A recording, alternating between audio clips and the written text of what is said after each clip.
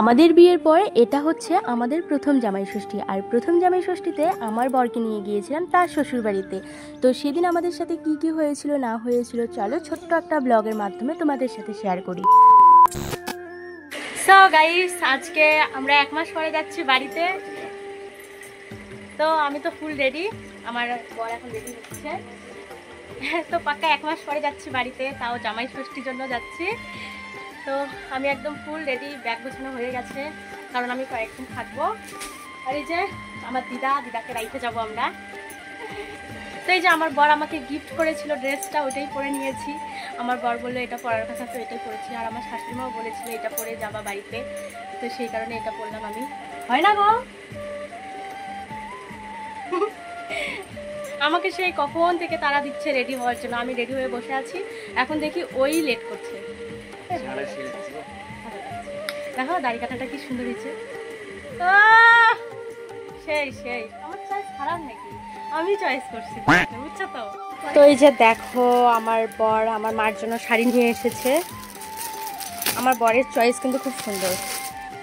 মার জন্য একটা সুন্দর তাঁতের শাড়ি নিয়ে এসেছে, কালকে রাতে নিয়ে এসেছে। হ্যালো হাজবেন্ড, হ্যালো দিদা, হাই। পায়ের শাড়ি ঠাড়ি কালকেই কেনা হয়েছে, তোমরা দেখতেই পেলে। আর আজকে আমরা এখন যাব একটু বাজারে যাব। প্রথমে আম, লিচু, তারপর মিষ্টি, দই এসব নিয়ে তারপর আমরা যাব বাড়িতে। তো এদিকে আমার দিদাকে টাটা বলে দিয়ে আমরা বেরিয়ে পড়েছি। আর ওই যে দেখো দিদা রাস্তার মোড়ে দাঁড়িয়ে আছে, আমাদেরকে কিভাবে দেখছে আর টাটা দিচ্ছে। তো যাই হোক, আমরা আসার পর বাড়িটা বড্ড ফাঁকা হয়ে যাবে, দিদা একা একা থাকবে অনেকটা সময়। সেই কারণে দিদাকে আমরা বলেছি কিছুটা সময় বাড়িতে থাকো, থাকার পর তুমি ছোট্টির বাড়ি থেকে ঘুরে এসো। আর ছোট ননদের বাড়ি আমাদের বাড়ি থেকে খুব কাছে, তো দিদা হেঁটে হেঁটেই যেতে পারে, সেই কারণে বলেছি গিয়ে একটু ঘুরে এসো। আর আমরা এসেছি শীতলা বাড়িতে প্রথমে পেট্রোল পাম্পে তেল নিতে। তো আমার বরের একটা স্বভাব ভীষণ খারাপ, ও যদি কোথাও বের হয় তাহলে জামা কাপড়ের দোকান দেখলে ওর মনে হয় যে কিছু একটা নেই। তো আমার বর তার জন্য একটা গেঞ্জি নিয়ে নিল এম বাজারে এসে। তো এখন আমরা এসেছি দই মিষ্টির দোকানে। এখান থেকে আমার বর দই মিষ্টি, স্প্রাইট আর আম লিচু বাজার থেকেই নিয়েছে। বাজারে অনেক ভিড় ছিল, সেই জন্য সেগুলো আর ভিডিও করে তোমাদের সাথে শেয়ার করিনি। তো এই দেখে দেখো কত কিছু নিয়েছে। তো এখন আমরা যাচ্ছি, আর আমি অনেকটাই খুশি, কারণ আমরা অনেক দিন পর যাচ্ছি। আমরা নই, আমি অনেক দিন পর যাচ্ছি।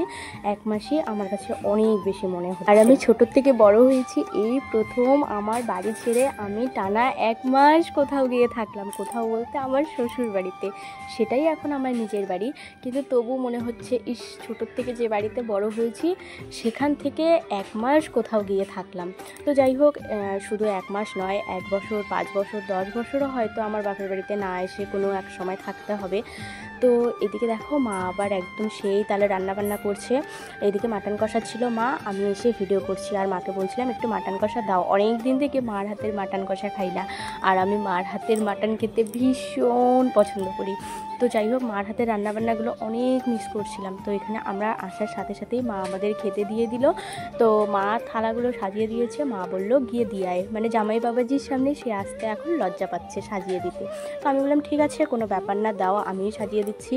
মারও যেহেতু প্রথম জামাই ষষ্ঠী, আমার বরেরও প্রথম জামাই ষষ্ঠী, মানে আমার মা আমার বরকে প্রথম ষষ্ঠী দিচ্ছে আর কি, এটাই বলতে চাইছি। তো এদিকে দেখো বর তো ভীষণ লাজুক। আর আজকে আমার মা বলেছিল আরও অনেক কিছু রান্না করার কথা, কিন্তু আমরা মাকে রান্না করতে দেইনি, কারণ আমাদের রাত্রেবেলা আবার আমার জেঠি বাড়িতে খাওয়া দাওয়া আছে, বড় জেঠুর বাড়িতে। তো এদিকে দেখো কী কী করেছে, পটল ভাজা, কাঁকরোল ভাজা, আলু ভাজা, তারপর হচ্ছে করলা ভাজা, ঢেঁকি শাক দিয়ে আলু ভাজা, আলু চচ্চড়ি, মানে আমার বর ঢেঁকি শাক দিয়ে আলু চচ্চড়ি ভীষণ ভালো খায়। তারপর পাবদা মাছ করেছে, মাটন কষা করেছে, ডাল করেছে, দই মিষ্টি, এগুলোই আর কি করা হয়েছে। তো আমার বর যেহেতু ঢেঁকি শাকটা ভীষণ পছন্দ করে আলু দিয়ে খেতে, তো সেই কারণে দেখো ও কিন্তু প্রথমে ঢেঁকি শাকটাই নিয়েছে খাওয়ার জন্য। এমন স্বার্থপর জামাই আমাদের একবারও বললেও না খাওয়ার কথা। খাও 2000 years later. তোমাদের তো একটু আগেই আমি ভিডিওতে বলেছিলাম রাত্রেবেলা আমার জেঠুর বাড়িতে খাওয়া দাওয়া রয়েছে। তো রাত্রেবেলা আবার গিয়েছিলাম আমরা আমাদের জেঠুর বাড়িতে খাওয়া দাওয়া করতে, তো সেই ভিডিও ক্লিপসগুলো আর নেওয়া হয়নি। আর এখন যে ভিডিও ক্লিপসগুলো তোমরা দেখতে পাচ্ছ সেটা জামাই ষষ্ঠীর পরের দিন ছিল আমার ছোটো কাকার বাড়িতে খাওয়া দাওয়ার নিমন্ত্রণ। তো কাকা সকাল সকাল বাজার করে দিয়ে গেছে। আর আমার কাকিমার শরীরটা খুব বেশি ভালো ছিল না, কয়েকদিন ধরে জ্বর, সেই কারণে কাকা বলেছে 2 ভাস্তি রান্না করবি। তো এখানে আমি আর আমার একটা বোনের কিছুদিন আগে যে বিয়ে হলো, মানে ডিসেম্বর মাসে বিয়ে হয়েছিল, সেই বোনের বিয়ের ভিডিওগুলো তোমাদের সাথে শেয়ার করেছিলাম। সেই বোন এসেছে, বোন জামাই এসেছে। তো আমাদের জন্যই আর কি খাওয়া দাওয়ার আয়োজন করেছে কাকা।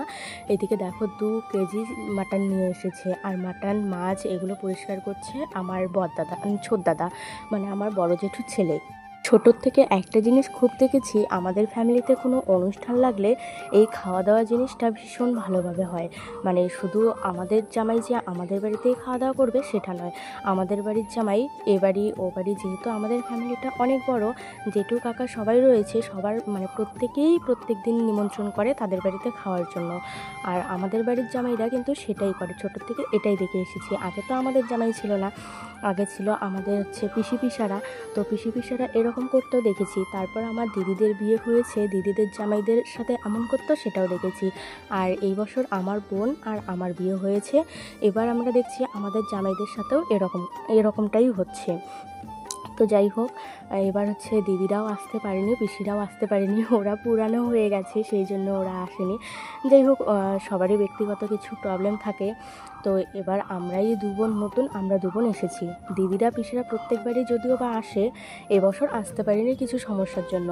তো এইদিকে হচ্ছে রান্নাবান্না তো দেখতেই পারলে জোর কদমে 2 বোন মিলে করছি, সাথে আমার কাকিও আমাদের হেল্প করছে। এদিকে মিক্সিতে আমি সমস্ত মশলা করে নিচ্ছি, মানে মাংস, তারপর মুড়ি ঘন্টর জন্য যা যা মশলা লাগবে সবগুলো করছি। আর মুগ ডাল দিয়ে ওইদিকে মাছের মাথা করা হয়ে গেছে, মাছের মাথা দিয়ে মুগ ডাল করেছি। আর ওইদিকে আমার জ্যাঠাতো বোন গুঁড়া মাছের চচ্চড়ি করেছে। আর এইদিকে আবার মাংসর মশলাটা আমি কষাচ্ছিলাম, আর আমার কাকি হচ্ছে শুকনো লঙ্কা বেটে দিচ্ছিল আর কি। গুঁড়ো মশলা খেতে ইচ্ছে করে না, এই বাড়িতে আমরা গুঁড়ো মশলাটা ভীষণ কম খাই, মানে বাটা মশলাই খুব চলে আমাদের। তো কাকিমা হচ্ছে লঙ্কা বেটে দিচ্ছিল, আর এদিকে ততক্ষণ পর্যন্ত মাংসটা আমি কষাচ্ছিলাম। পরে কাকিমাকে বললাম, এতগুলো মাংস যেহেতু আগে কোনোদিন আমি রান্না করিনি, তুমি রান্না করো। দেখতেই পাচ্ছ কতগুলো মাংস, শুধু আমরা নই, আরও দিদি জাম্বু আছে, সবাই খাওয়া দাওয়া করবে। তো তারপর কাকিমাই রান্না করছিল, রান্না করতে করতে দেখলাম মাংসর কি সুন্দর সেন্ট বাড়িয়েছে, আর কালারটা দেখো জাস্ট। মুড়ি ঘন্ট বাকি, চাটনি পায়েস টায়েস কাকি বুদ্ধি করে আগেই করে রেখেছে, মুড়ি ঘন্ট আর ফ্রাইড রাইস বাকি, আর মাংসও হয়ে গেল, মুগ ডালও তো হয়ে গেল। তো রান্না হয়ে গেলেই এখন খাবে সবাই। আমি মুড়ি ঘন্টটা করেছি, তারপর ডাল করেছি, সাথে স্যালাড, তারপর হচ্ছে বাসনপত্র মাজা ঘষা থেকে সব কিছু করেছি, আর মশলাটাও করেছি। আর এদিকে বোন আবার ভাগ করে নিয়েছে কী কী করবে। ও গুঁড়া মাছের চচ্চড়ি করেছে, মাছ ভেজেছে, মাছের মাথা ভেজেছে, তারপর ফ্রাইড রাইস করেছে, আমার কাকিমা মাংস করেছে। যেহেতু অনেকগুলো আইটেম ছিল, রান্না করতে অনেকটা দেরি হয়ে গেছে। তো 3 জন মিলে একসাথে করেছি জন্য অতটাও সময় আমাদের লাগেনি। তো যাই হোক, জামাইরা ভীষণ খাওয়া দাওয়া ভয় করে। এই 2 জামাই যে রয়েছে, 2 জামাই একদমই খেতে চায় না। এত কিছু যখন সাজিয়ে দিয়েছি, তখন জামাইরা বলছিল এত কিছু কে খাবে, কোনো কিছুই কিন্তু ভালো মতো খেতে পারেনি। একটু একটু ওই যে ভাত দেখতে পাচ্ছি, একটু একটু করে দিয়েছি, ওইটুকু ভাতেই ওদের সমাপ্ত। যাই হোক, এক ঝলকে দেখিয়ে দিলাম কী কী রান্না করেছি। এই যে ছোট জামাই, এই যে বড় জামাই, হাই করতে বলছিলাম, আমার বড় আবার একটু ভাব মেরে স্টাইল করে দেখাচ্ছিল। তো ওটাই আর কি আমরা হাসাহাসি করছিলাম। তো ওই যে বোনের জামাই, এখন ওরা খাওয়া শুরু করবে। যাই হোক, এখানে ক্যামেরাটা অন থাকলে লজ্জা পাবে, খেতে চাইবে না, তো সেই কারণে আমরা ক্যামেরাটা অফ করে দিয়েছি এখান থেকে। আর এদিকে দেখো সব ভাই বোনদের, মানে ভাইদের বসিয়ে দেওয়া হয়েছে, আমাদের ছোট বোন সেরকম নেই আর এখন। মানে যে বোনরা রয়েছে তারা বড় হয়েছে, পিছনে পিছনে ঘোরার মতো বোনরা নেই, ভাইরা রয়েছে পিছনে পিছনে ঘোরে। তো এদিকে আমি তোমাদের একটু আগেই বললাম না, 2 জামাই খেতে ভীষণ ভয় পায়, এক জামাইও খেতে ভালোবাসে না। তো ওরাই আর কি পাতের মধ্যে ছেড়েছিল, ওগুলোই আমরা নিয়ে বসেছি। বোনের জামাই যেগুলো খেয়ে ছেড়েছে ওটা বোন খাচ্ছে, আর আমার জামাই যেগুলো ছেড়েছে ওগুলো আমি খাচ্ছি। অন্য ছেলেরা মাংস হলে একদম মাংস চেটে পুটে খেয়ে নেয়, আর আমাদের দেখা কি অবস্থা। যাই হোক, দুপুরবেলায় ছোটো কাকার বাড়িতে খাওয়া দাওয়া করেছি। এবার রাত্রেবেলা আর এক কাকার বাড়িতে নিমন্ত্রণ ছিল। মানে এখানেও কাকি বারবার ডাকছিল, বুনু রান্না হয়ে যাওয়ার পর বারবার ডাকছিল। আমরা কিভাবে বোঝাই বুনু কাকিদের যে আমাদের দুপুরের খাবারই হজম হয়নি।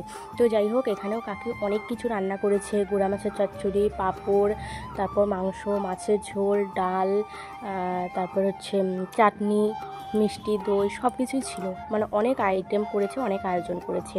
আর দেখো, সেদিন রাত্রেবেলায় এত পরিমাণে ঝড় উঠেছে, আমরা যখনই খেতে বসেছি তখনই কারেন্ট চলে গেছে। এখানে দেখো আমরা মোম আর হচ্ছে মোবাইলের লাইট জ্বালিয়ে খাওয়া দাওয়া করছি। মানে আমাদের হজম হয়ইনি, তার মধ্যেই খেতে এসেছি। তো যাই হোক, মানে কেউই আমরা খেতে পারিনি। যতটা করে ভাত দিয়েছিল আমরা প্রত্যেকজনই ভাত উঠিয়ে দিয়েছি থালার থেকে, অল্প অল্প করে নিয়েছি। তো এই হচ্ছে আমাদের জামাই ষষ্ঠী স্পেশাল ব্লগ। তোমাদের ব্লগগুলো কেমন লাগলো অবশ্যই কিন্তু কমেন্ট করে জানিও। আর আমাদের ষষ্ঠী কিন্তু এইভাবেই হয়, যেহেতু আমাদের ফ্যামিলি অনেক বড়, প্রত্যেকেই ডাকে আমাদের খাওয়া দাওয়ার জন্য। তো যাই হোক, চলো টাটা।